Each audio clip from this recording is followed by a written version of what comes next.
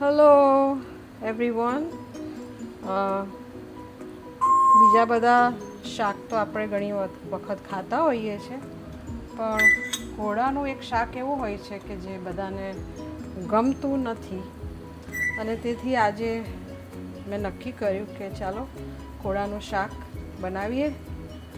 તો મેં કોળાને આવી રીતના કટ કરેલું છે, આટલી પાતળી સ્લાઇસીસમાં. જે બહાર લીલી છાલવાળું અથવા યલો છાલવાળું કોળું મળે એને લાવીને ટુકડા કરીને એની આવી સ્લાઇસીસ બનાવી છે. અને અંદર આવા બટાકા કાપેલા છે. તમે બટાકા ના ખાતા હોય તો ઇટ્સ ઓકે, તમે તેના વગર પણ બનાવી શકો છો. થોડું તેલ એડ કરીશું, 2-3 ટેબલ સ્પૂન જેટલું. અને ત્યારબાદ એની અંદર આપણે 3 ઇન્ગ્રીડિયન્ટ્સ છે, તેનાથી આપણે કોળાનું સિઝનિંગ એટલે કે વઘાર કરવાનો છે. અને એમાં પહેલી વસ્તુ છે તો મેથીના દાણા, અને આ બોક્સ મસાલાનો મારા મમ્મી મૂકીને ગયા છે તે હું વાપરું છું. મેથીના દાણા થોડા લઈશું.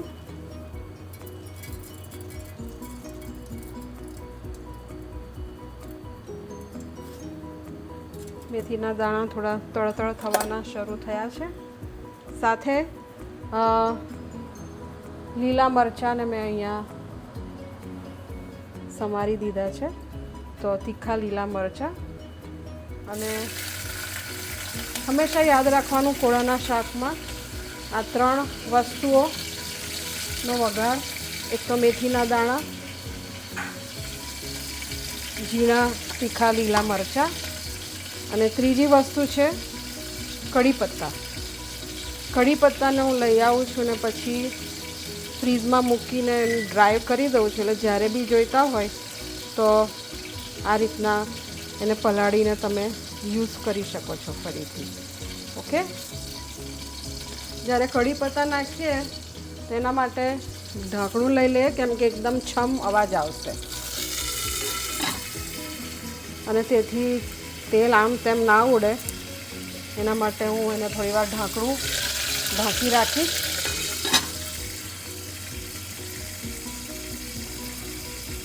અને થોડી વાર પછી સરસ સુગંધ એની આવવાની શરૂ થશે. આ 3 જે ઇન્ગ્રીડિયન્ટ હોય છે, એટલે કે મેથીના દાણા અને લીલા મરચાં તેમજ કઢી પત્તા. આમ બી તમે કોઈ બી શાકમાં કઢી પત્તા નાખો ને તો એની સુગંધ બહુ જ સરસ આવતી હોય છે. તો આ રહ્યું, મેં એક તરફ કોળાને આવી રીતના પાતળી સ્લાઇસીસ કાપી દીધી છે, ને સાથે બટાકાના આવા મોટા ટુકડા રાખેલા છે. બટાકાના ટુકડા આપણે આ રીતના બટાકાની સૂકી ભાજી બનાવીએ ને એ રીતના કાપીને રાખી શકાય. અને આ રીતના કોળાના સ્લાઇસીસ આવી રીતના કરેલી છે. અને લેટ્સ ચેક.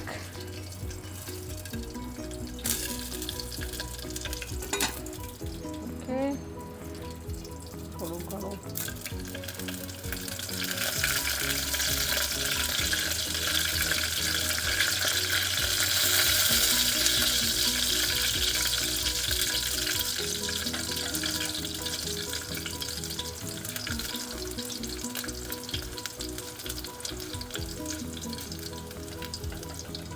સુગંધ સરસ આવી રહી છે કઢી પત્તાના કારણે અને મેથીના દાણાના કારણે.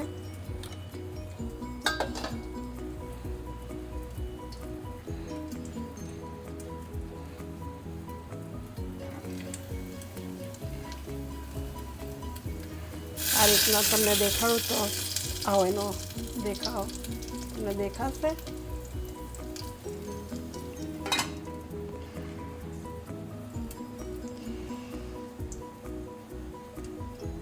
અમારા મમ્મીની રેસિપીથી હું કોળાનું શાક બનાવી રહી છું. અને હંમેશા મેં જોયું છે કે આ એક એવું વેજીટેબલ છે કે જે કોઈને વધારે પસંદ નથી અને એટલે લોકો ખાતા બી નથી હોતા. તો મને હમણાં વચ્ચે રિક્વેસ્ટ કરવામાં આવી કે સરીના દીદી તમે જરા બનાવજો ને આંટી કેવી રીતના બનાવે છે તે રીતના કોળાનું શાક. તો આજે નક્કી કર્યું કે ચાલો બનાવીએ. અને એ જ રીતના જ્યારે કોળુંને અંદર નાખો ત્યારે પહેલી વાર તમારે ઢાંકણું એકદમ ઢાંકી દેવું પડશે.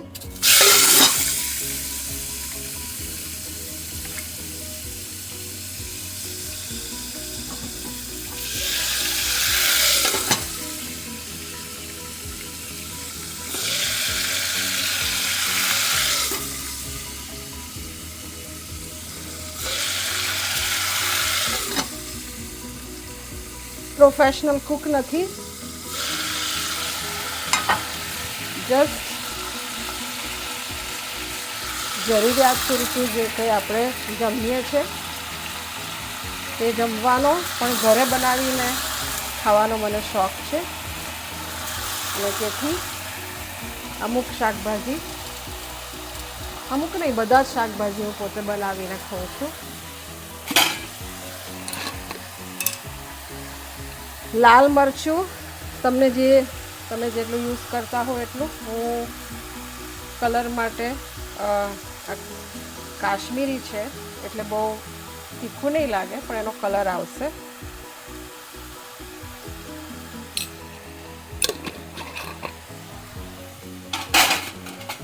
સાથે થોડી હળદર,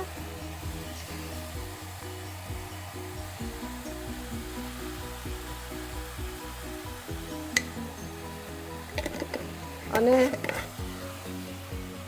એની સાથે આપણે મીઠું, તમારું જેટલું તમે યુઝ કરતા હો એટલું મીઠું.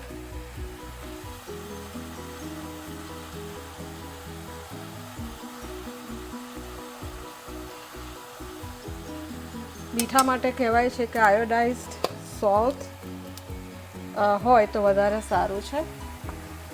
It is good for our health. બાકીનું કોળું નાખી દઈએ અંદર.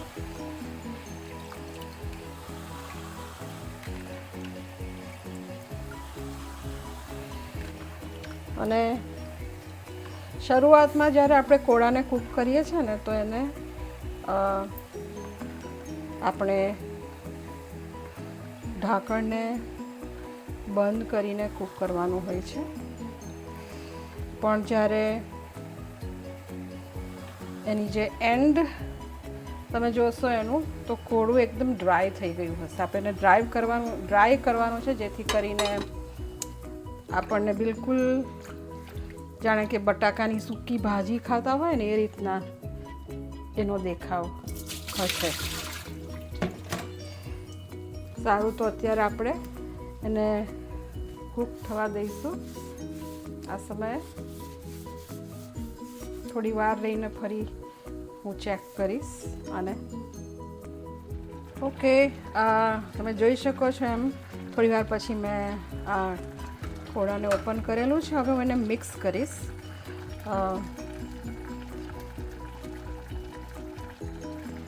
કેમેરાને સ્ટેડી કરવો. ફર્સ્ટ ટાઈમ કુકિંગ વિડીયો બનાવું છું.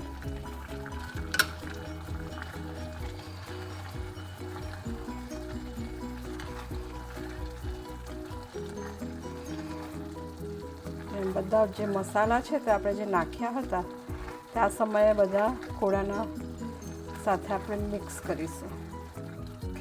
એટલે તમને હમણાં હું દેખાડીશ. જ્યારે આપણે મિક્સ કરીએ છીએ ને તો કોળાની જે પાતળી સ્લાઇસીસ હતી ને એના કારણે કોળું મેશ થતું જશે.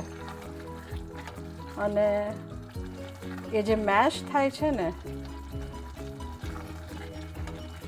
એ જ એનો દેખાવ તમે જ્યારે એને ફાઇનલી બની જાય અને ખાઓ ત્યારે તમને લાગશે નહીં કે તમે કોળું ખાઈ રહ્યા છો.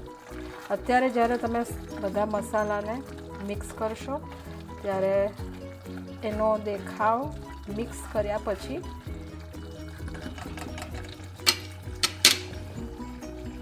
આ રીતના લાગશે.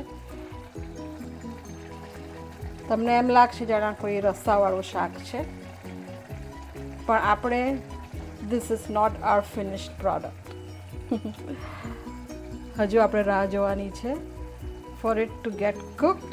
અને એક વખત કૂક થઈ જાય એટલે આ બધું જે પાણી છે ને તે બાળવાનું છે. આપણે પાણી બાળીને કોળાને આપણે જ્યારે ખાઈએ છીએ ત્યારે ઇટ વિલ બી ડ્રાય.